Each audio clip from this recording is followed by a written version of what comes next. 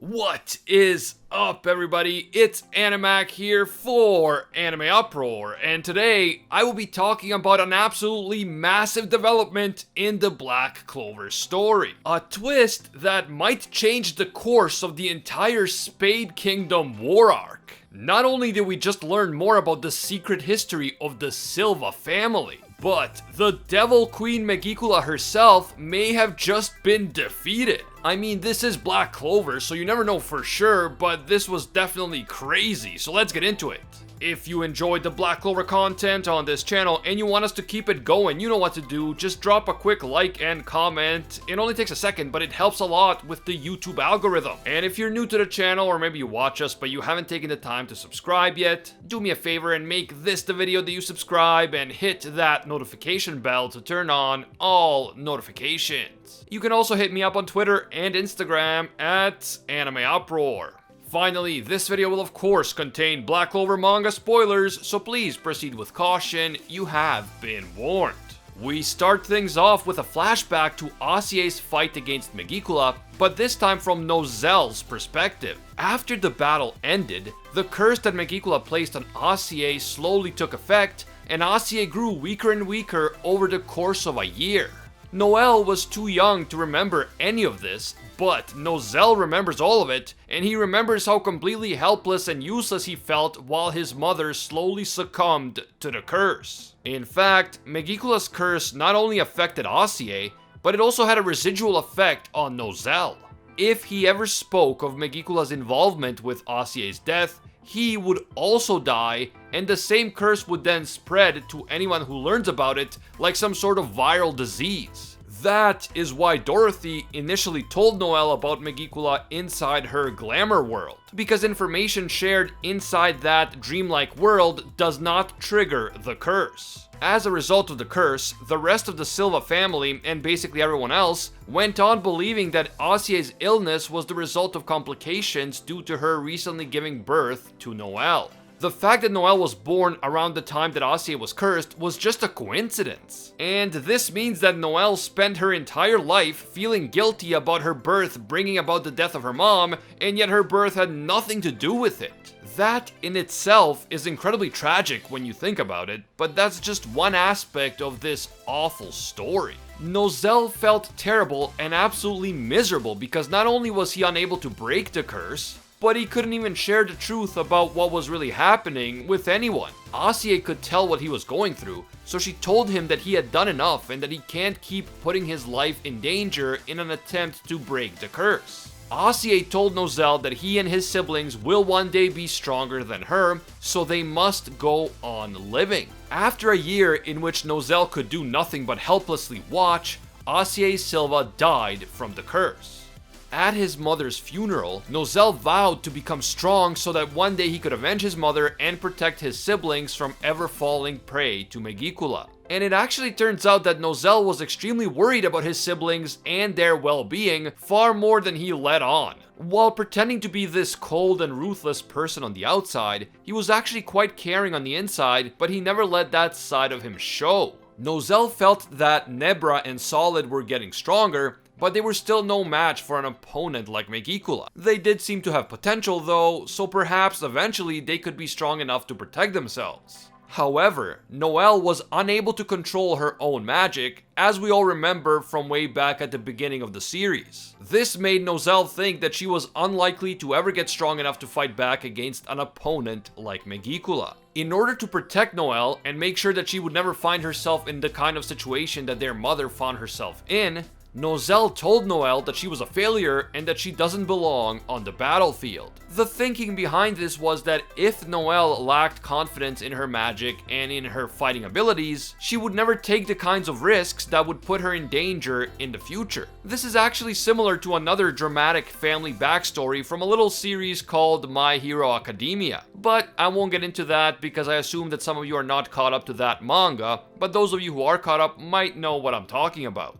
Noelle also told Noelle that she killed their mother by being born, Although in reality, he felt that he was the one to blame for Asie's death because he failed to do anything to protect her. Noelle felt like a failure who couldn't protect anyone, and so he pushed Noelle away because he believed that he didn't deserve to be in her life. At least not until he became much stronger, strong enough to protect her and the rest of his siblings. And I mean, I get Noelle's internal conflict and everything, but telling Noelle that she killed their mother when he knew that she didn't was a dick move, to put it lightly.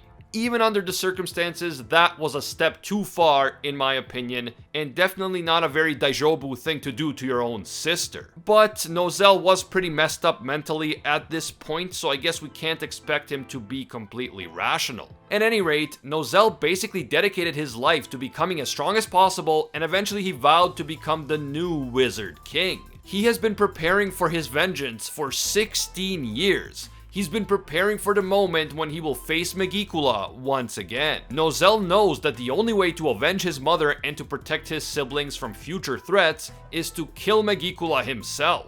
Far from being nervous or scared when he comes face to face with this highest ranking devil, Noelle is absolutely psyched for this showdown. He puts all of his strength into one massive Mercury magic attack, and he rips Megicula's body apart using sharp blades made of mercury. As Asie had once told her son, his magic is as tough as steel and as gentle as water. And Noelle is able to use these unique properties of mercury to attack Megicula mercilessly without allowing her to dodge the attacks. Megicula's attempts to defend herself with blood and steel magic are completely useless, which leaves her in disbelief. But even this merciless attack by Noelle is not enough to defeat Megicula on its own. Noelle knows that he will need help in order to deal the final blow, and that help arrives from none other than his own sister, Noelle. Seeing Noelle in action, Noelle knows that he was wrong about her. Instead of trying to convince her to hide from danger, he should have been working with her so that the two of them could get stronger together.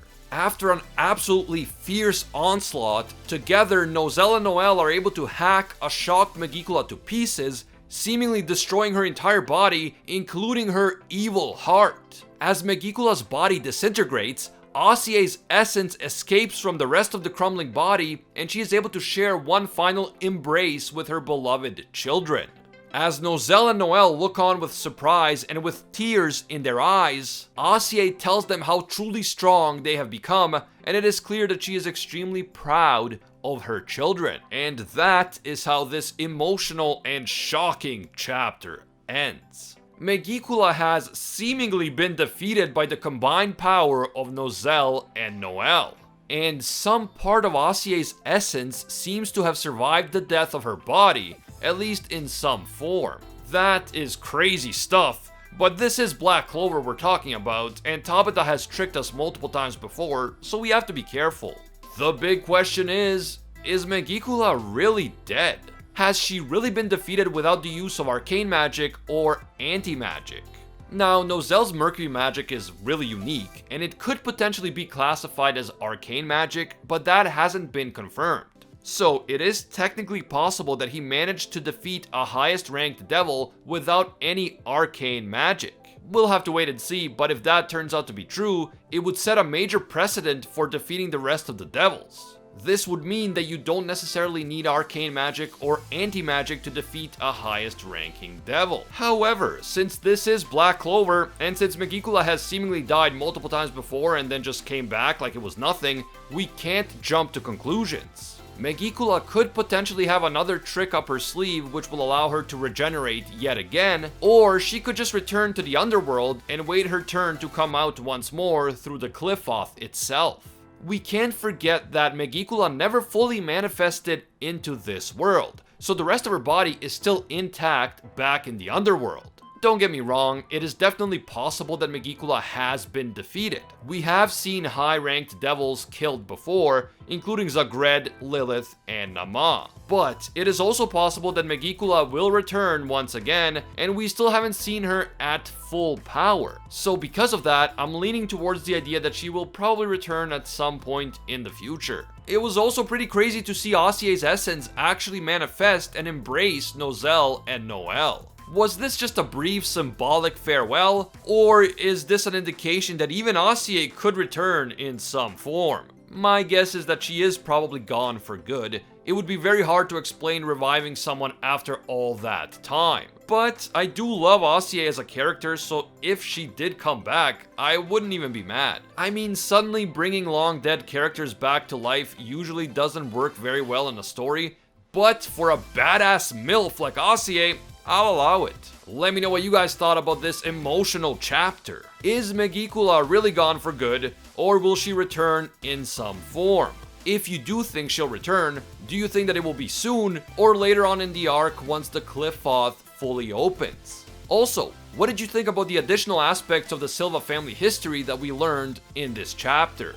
While I'm definitely feeling more sympathetic towards Noelle now that I know everything that he had to go through, I still feel so bad for Noelle. She had to go through so much abuse over allegedly killing her mother during her entire childhood, but in reality, she had nothing to do with any of it. Man, that is really tragic, and it just makes me respect Noelle and her progression so much more. Definitely leave your feedback down in the comments below. If you enjoyed this video and you want to see more Black Clover content in the future, just leave a quick like. It only takes a second, but it helps a lot. And if you're new to the channel, or maybe you watch our videos but you haven't taken the time to subscribe yet, do me a quick favor and make this the video that you subscribe and hit that notification bell to turn on all notifications. You really have to go through the trouble of subscribing, hitting the bell, and then selecting that option that says all. If you don't do that, you're still gonna miss a ton of our videos. Even if you are subscribed, it's just how YouTube works. You can also hit me up on Twitter and Instagram at AnimeUproar. I want to give a quick thank you to all of our AnimeUproar patrons who make videos like this one possible. Special thank you to Alpha Sigma. He is an absolute mad lad and disciple of Lord Twigo himself. And I can't forget all of our The One tier patrons, the ones who rise above all other clans, including Ingrata, Patehefa, Aljatal, Hinokami and Water, The Toasted Chi, The Spike, Dylan Isador, Spidey Life Tanel, Tungsten Tarkus, Baked Buddhist, and Monkey D. Quilly. Finally, thank you to all of our Pro Hero tier patrons, including the one and only Gilgamesh, the Red-Haired Raven, Angel Cruz, Rathuin Deora, Very Gucci, Alicia Akhter, Bonnie Parks, Joanne Garcia, Ted No Ted, Fatboy Games, Corey McGowan, and Soul Ray Slice and Dice. If you enjoy our videos and you feel that they provide value to you, consider supporting us on Patreon. Even a single dollar will give you access to our patron exclusive Discord, and your name will appear in our videos, along with these legendary people. As always, thank you guys so much for watching, and until next time, see ya, Space Cowboys!